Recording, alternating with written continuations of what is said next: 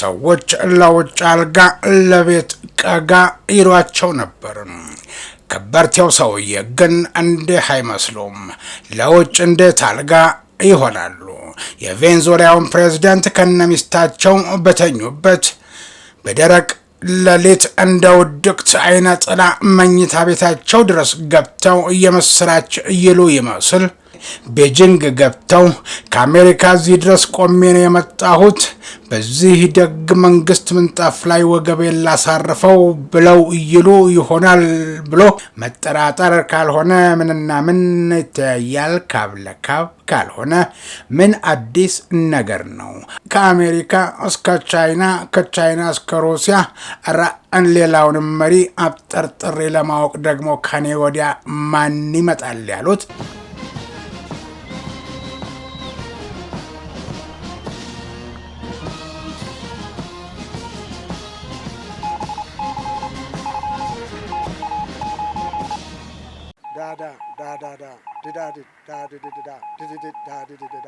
ሞርስ ማለት ይችላል። ይህ ሞርስ ነው የሚያዘጋጀው ወንድም ኢዮብ። ጤና ይስጥልኝ። ይህ በሞርስ የበላይ ጠባቂ የተፈቀደው ቤጂንግና ዋሽንግተን ላይ ያተኮረው ልዩ የሞርስ ዝግጅት ነው። እነሆ ጀመረ።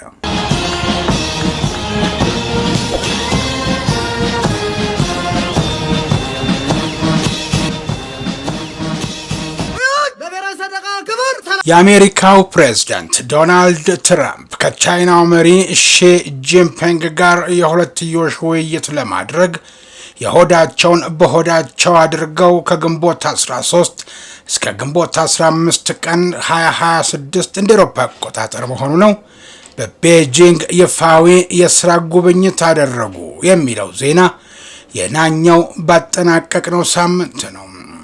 እርግጥ በአገር ውስጥ የመንግስት አመራራቸውንና በውጭ ሀገራት ላይ ሰብአዊ መብት አያያዝና ዲሞክራሲ በሚሉት ቃላት የተሸፋፈነውን የአሜሪካ ትቅደም ሽፋን በሙገሳ የሚያንሰላስሉ ሰዎች ለውጭ አልጋ ለቤት ቀጋ ይሏቸው ነበር።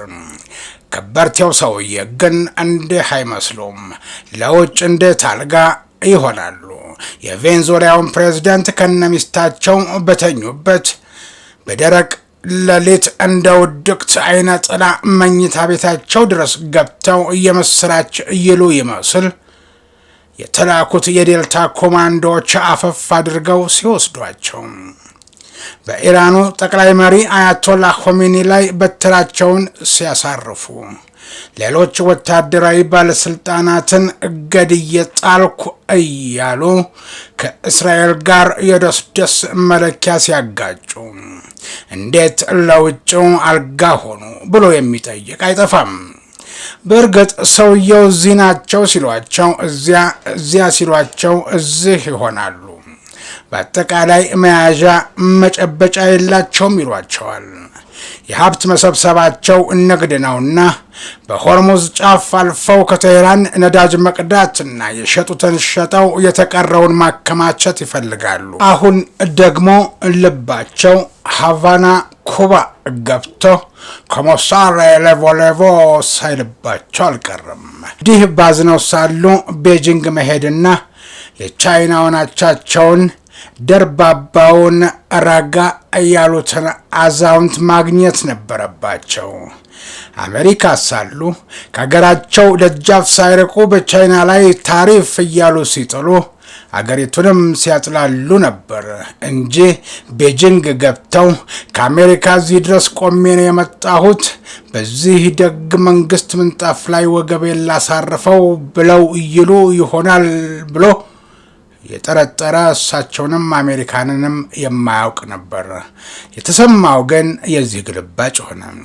ከአሜሪካው የ2017ቱ ፕሬዝዳንታዊ የኒውክሌር ፉትቦል ወይም የኒውክሌር ማዘዣ ቦርሳ ጋር የተያያዘ ምንም አይነት የደህንነት እክል አላጋጠመም የተባለለት የዘንድሮው ይፋዊ የስራ ጉብኝት ነበር።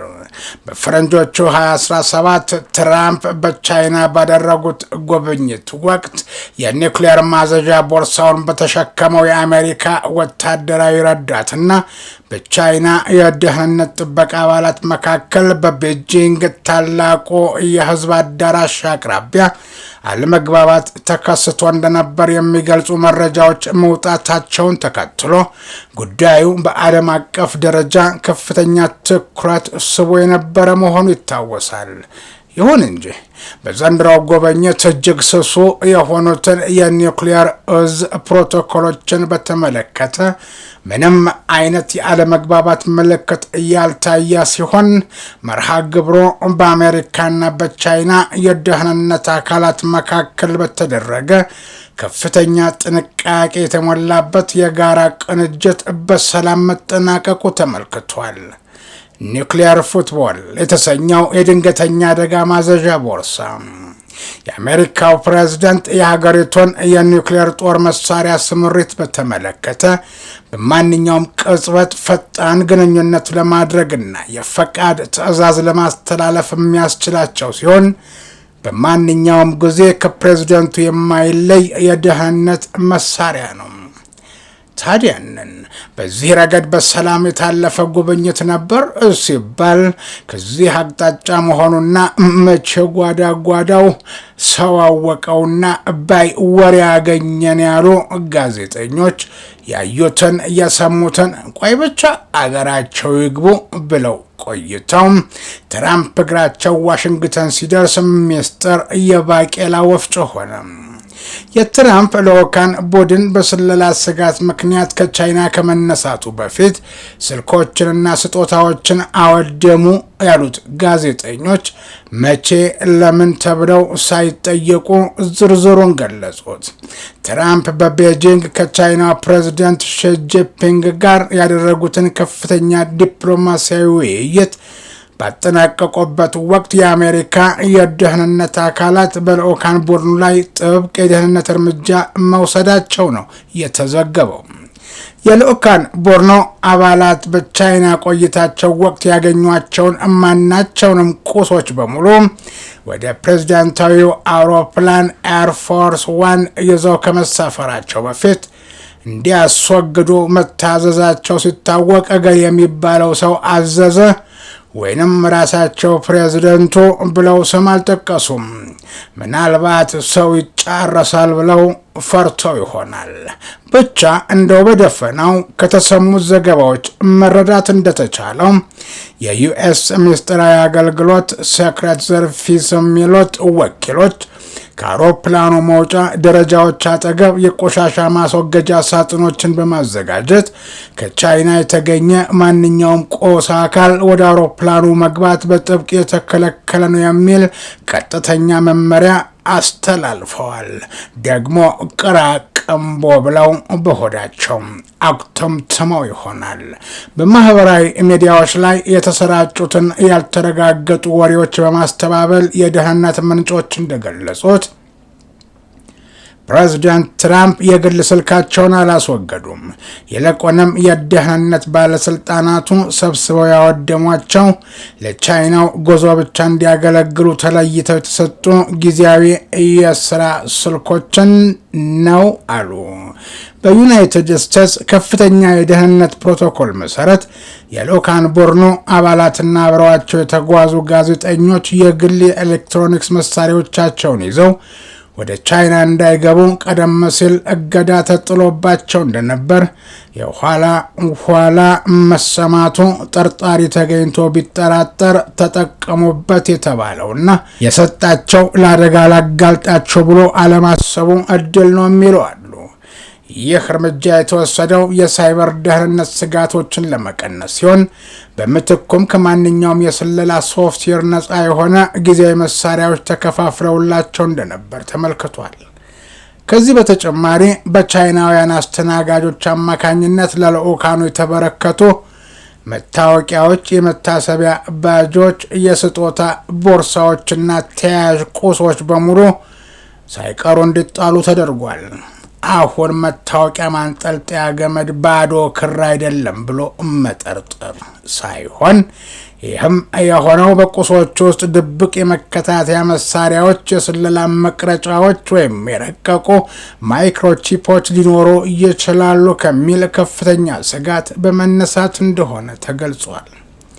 ይህ ያልተለመደ ክስተት ዋሽንግተንና ቤጂንግ ከፍተኛ ዲፕሎማሲያዊ ግንኙነቶችን በሚያደርጉበት ወቅት እንኳን በመካከላቸው ያለውን ጥልቅ ያለመተማመን ደረጃና የአሜሪካ የደህንነት መዋቅር የሚከተለውን ጥብቅ የጸረ ስለላ ጥንቃቄ ቁልጭ አድርጎ የሚያሳይ መሆኑን የፖለቲካ ተንታኞች ጠቁመዋል። በሌላ የጥርጣሬ መረጃ በቤጂንግ የትራምፕ የሞተርኬድ እጀባ ውስጥ ሚስጥራዊ የቻይና ሶቭ የተሽከርካሪዎች መታየታቸው ነው። የአሜሪካው ፕሬዝዳንት ዶናልድ ትራምፕ ከቻይናው ፕሬዝዳንት ሺ ጂንፒንግ ጋር የልዑካን ቡድን ውይይት ለማድረግ ቤጂንግ በገባበት ወቅት በፕሬዝዳንታዊው የሞተርኬድ የጸጥታ ኃይል ታጅቦ በውስጥ የተካተቱ ሁለት ያልተለመዱ በቻይና የተመረቱ ሶቭ ተሽከርካሪዎች በደህንነት ተንታኞች ጥብቅ ክትትልና ምርመራ እየተደረገባቸው ነው። ዘዋር ዞን የተሰኘው ወታደራዊ ተንታኝ ተቋም ይፋ ባደረገው መረጃ መሰረት ተሽከርካሪዎቹ የቻይና ከፍተኛ አመራሮች በብዛት የሚገለገሉበትና የሀገሪቱ ልሂቃን መኪና ብራንድ በሆነው ሆንግቺ እየተመረቱ የቅንጦት ሶቮች ሲሆኑ ከፍተኛ ሁኔታ ማሻሻያ ተደርጎባቸው የተዘጋጁ መሆናቸውን አመልክቷል። የእነዚህ ሶቭ ተሽከርካሪዎች ዲዛይን ባልተለመደ መልኩ ከፍ ተደርጎ የተሰራ የጣሪያ አካል፣ በግልጽ የሚታይ የኋላ እገዳ ወይም ሰስፔንሽን፣ የክብደት ጫናና በስተጀርባቸው ላይ የተገጠሙ ልዩ መሳሪያዎች መታየታቸው የባለሙያዎችን ትኩረት ሊስብ ችሏል። የአሜሪካ ምስጢራዊ አገልግሎት ባለስልጣናት ኤጀንሲው እነዚህን የቻይና ሶቭ ተሽከርካሪዎች እያሰማራ እንዳልነበር ያረጋገጡ ሲሆን ተሽከርካሪዎቹ በቤጂንግ የሚገኘው የአሜሪካ ኤምባሲ ንብረት ስለመሆናቸው ወይም በቻይና መንግስት የቀረቡ ስለመሆናቸው ግን ዝርዝር ማብራሪያ ለመስጠት ሁነኝ ብሎ ፈቃደኛ ሳይሆኑ ቀርተዋል። የደህንነት ባለሙያዎች እንደሚገምቱት ከሆነ በተሽከርካሪዎቹ ላይ የተደረጉት ማሻሻያዎች የኤሌክትሮኒክስ ውጊያ ስርዓቶችን ወይም ከአየር ላይ የሚሰነዘሩ የድሮን ጥቃቶችን ለመለየት፣ ለማደናቀፍና ለማክሸፍ የሚያስችሉ የዲሬክትድ ኢነርጂ ጸረ ድሮን ቴክኖሎጂዎችን ያካተቱ ሊሆኑ ይችላሉ። ይህም በዘመናዊ የከፍተኛ ባለስልጣናት ወይም ቪአይፒ ደህንነት ጥበቃ ስራዎች ውስጥ የጸረ ድሮን መከላከያ ስርዓት እያደገ የመጣውን አስፈላጊነት የሚያሳይ ነው ተብሏል። በተጨማሪም በፕሬዝዳንታዊው የጸጥታ አጀብ ውስጥ በቻይና ምዝገባ የተደረገላቸውና ልዩ ማሻሻያ የተደረገባቸው የአሜሪካ ብራንድ ተሽከርካሪዎች መካተታቸውና ከነዚህም መካከል በከፍተኛ የፕሬዝዳንታዊ ተልእኮዎች ወቅት ጥቅም ላይ ከሚውሉ ተንቀሳቃሽ የእዝ ማዕከል ተሽከርካሪዎች ጋር ተመሳሳይነት ያላቸው የላቁ የኮሚኒኬሽንና የስለላ ሃርድዌር መሳሪያዎች የተገጠሙላቸው ሊንከን ናቪጌተርና ቼቭሮሌት ሰበርባን የተሰኙ የተሽከርካሪ ሞዴሎች ይገኙበታል ተብሏል። ታዲያንን መጠራጠር ካልሆነ ምንና ምን ይተያያል? ካብ ለካብ ካልሆነ ምን አዲስ ነገር ነው? አንዱን ቢሰለል ባይ ነገሩን ከግምት ዝቅ የሚያደርግ አይጠፋም። ይህ ሳይሆን ከአሜሪካ እስከ ቻይና፣ ከቻይና እስከ ሩሲያ ሌላውንም መሪ አብጠርጥሬ ለማወቅ ደግሞ ከኔ ወዲያ ማን ይመጣል ያሉት የብሔራዊ ደህንነት አማካሪ ጆን ቦልተን ትራምፕ ከቻይና ፕሬዝዳንት ጂ ጂንፒንግ እና ከሩሲያው ፕሬዝዳንት ቭላዲሚር ፑቲን ጋር ስላላቸው ግንኙነት ያላቸው ግንዛቤ መሪዎች ከሚመለከቱበት መንገድ በእጅጉ እየተለየ መሆኑን በይፋ መናገራቸው ሲሰማ የተደበቀው ይገለጣል፣ ያልተብራራው ይብራራል። ቦልተን በተለይም ዚም ሆኑ ፑቲን ትራምፕን ለሽንገላና ለዲፕሎማሲያዊ መጠቀሚያ ተጋላጭ እንደሆኑ አድርገው እንደሚመለከቱት ተከራክረዋል። በቦልተን ግምገማ ትራምፕ ለዓለም መሪዎች የሚያቀርቡት አወንታዊ ምስጋናና የግል ወዳጅነታቸውን የሚገልጹት ስለ ዓለም አቀፍ ግንኙነቶችና ስለ ጂኦፖለቲካዊ ውድድር ባህሪ የተሳሳተ ግንዛቤ ሊያንጸባርቅ ይችላል። ቦልተን ከነዚህ ግንኙነቶች በመሰረታዊነት የግል ከመሆን ይልቅ የግብይት ጉዳዮች ናቸው ማለታቸው ትራምፕ ለዋና ዋና የዓለም መሪዎች ስላላቸው አቀራረብ ለሚሉት አስተያየቶች ከፍተኛ ክብደት ይሰጣል አይነት ነው ነገሩ።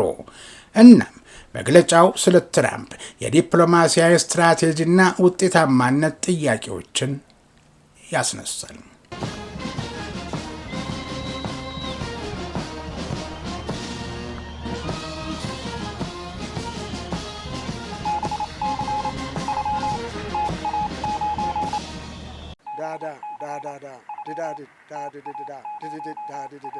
ሞርስ ማለት ይችላል።